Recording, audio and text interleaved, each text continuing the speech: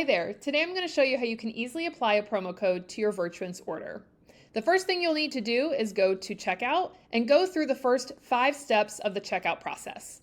Once you get to step 6, this is where you can submit any of your payment details and add any codes that you may have to add to your order. The first thing you're going to do once you get to step 6 is make sure that you apply your credit card information to submit the payment. As you scroll down, you'll notice there are a couple different options.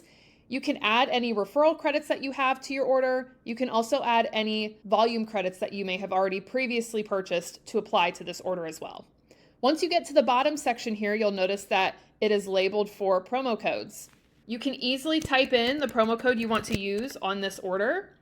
Once you have that promo code typed in, simply apply your promo code, and you'll get a notification that the promo code has been applied successfully.